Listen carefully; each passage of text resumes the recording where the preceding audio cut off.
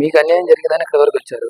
ప్రభుత్వం మీద నమ్మకంతోనా? ప్రభుత్వం మీకు న్యాయం చేస్తుందన్న ఒక ధైర్యం. నమ్మకంతోనే మన సీఎం గారు చంద్రబాబు నాయుడు గారు, లోకేష్ గారు, మన డిప్యూటీ సీఎం పవన్ కళ్యాణ్ గారు, హోమ్ మినిస్టర్ అనిత గారు, ఆమె కూడా మా కమ్యూనిటీ ఆమె కాబట్టి వీళ్ళందరినీ కోరుకునేది అంటే నాకు ఇంకా న్యాయం చేస్తారని ఇంకా ఆస్తోనే నేను ఇక్కడికి వచ్చానండి. నాది 400 గజాల స్థలం అండి.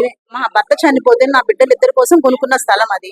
ఈ రోజు ఆ స్థలం గానీ నేను ఏదైతే నేను చచ్చిపోవడం తప్పించి ఇంకా నాకు వేరే మార్గం కూడా ఏమీ లేదు. నాకు అది 3 కోట్ల వరకు దగ్గరలో ఉంటది. అదండి మొత్తం అథారిటీస్ మొత్తం కలిసానండి. సిపి గారిని, కమిషనర్ గారిని, ఏసీపీ గారిని, డీసీపీ గారిని, మొత్తం డిపార్ట్మెంట్ మొత్తం అందరినీ కలిసండి. మా ఎస్సీ చైర్మన్ గారిని, ఎస్సీ కమిషనర్ గారిని, మొత్తం 100 మందిని కలిసానండి. కలెక్టర్ గారిని కలిసానండి. మొత్తం లోకేష్ గారిని కలవడానికి ఇంచుమించు ఒక 5-6 సార్లు ప్రయత్నించానండి. నాకు 3 సార్లు అయితే కలవడం జరిగిందండి. ఆయన ఫస్ట్ రిప్రజెంటేషన్ ఇచ్చినప్పుడు అమ్మ న్యాయం చేస్తానన్నారు సార్.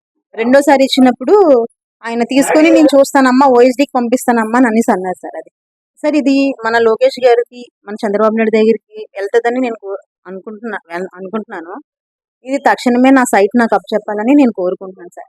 ఇలాంటి భూ కబ్జాదారుడు బాలునాయుడు అలాంటి వాళ్ళని పార్టీ పరువు పోతుంది సార్. అది అలాంటి వాళ్ళని తెలుగుదేశం బ్యాడ్జీలు వేసుకుని సైట్ లోకి రావడం ఏంటండి అసలు? అలాగే బాలునాయుడు, కురుందాస్ కృష్ణ మామ, గురువు నాయుడు, ఇంకా చాలా మంది అండి. వీళ్ళందరూ కూడా సైట్ లో తెలుగుదేశం బ్యాడ్జీలు వేసుకుని సైట్ లో కూర్చుంటున్నారండి.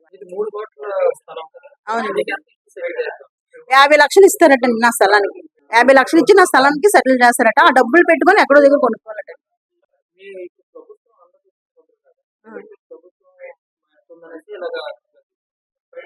ప్రభుత్వం అని కాదండి, లోకల్ ఎమ్మెల్యే గారిని ధైర్యం చూసుకొని, కానీ ప్రభుత్వం అంటే ఇప్పుడు అంతవరకు వాళ్ళకి తెలియదు కదండి. ప్రభుత్వం అంటే ఇప్పుడు మన మినిస్టర్ గారికి, చంద్రబాబు నాయుడు గారికి అంతవరకు తెలియదు కదండి. ఇలాంటివి వెళ్ళవు కదా, అలాంటి పనులు చేయనివ్వరు కదండి. ఆ గవర్నమెంట్ మీద నమ్మకంతోనే ఈ రోజు ఇక్కడ వరకు వచ్చాను నేను. వాళ్ళు కూడా బెదిరించి స్టేషన్ లో కూర్చోబెడుతున్నారండి వాళ్ళు కూడా. ఇప్పుడు నేను రోడ్డు మీదకి వెళ్ళాను అనుకోండి, నాకు సింగిల్ పేరెంట్, నేను రోడ్డు మీదకి వెళ్తే థ్రెటనింగ్, నా పిల్లల మీద ఫైర్ అయిపోతున్నారండి. ఇప్పుడు నా పిల్లలకి వండుకోవడానికి, స్కూల్కి దిగబడడానికి, ట్యూషన్ దిగబడడానికి నేను రోడ్డుకి వెళ్ళాలి కదండి. ఎక్కడికి వెళ్ళినా ఆడపిల్లని చూడకుండా కామెంట్స్ చేయడం, రోడ్డు మొహం మీద దుమ్ములేయడం, అంటే ఆడపిల్లని ఎంత నీచంగా మాట్లాడాలో అంత నీచంగా చేస్తున్నాడండి.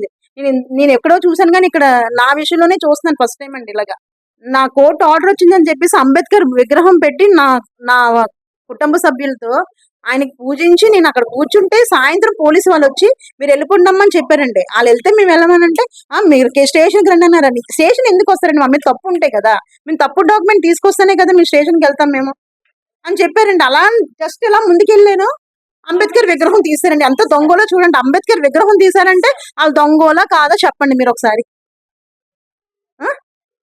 అంబేద్కర్ విగ్రహం తీస్తారండి ఎక్కడైనా సరే. అది నాకు అంబేద్కర్ విగ్రహం కూడా అది ఎవరు తీశారు ఏంటనేది, నాకు దొంగ ఎవరనేది నాకు అది కూడా నేను కంప్లైంట్ పెడతానండి. అది కూడా నాకు కావాలండి. కూటమి ప్రభుత్వం నాకు న్యాయం చేస్తుందని ఇక్కడ వరకు వచ్చానండి.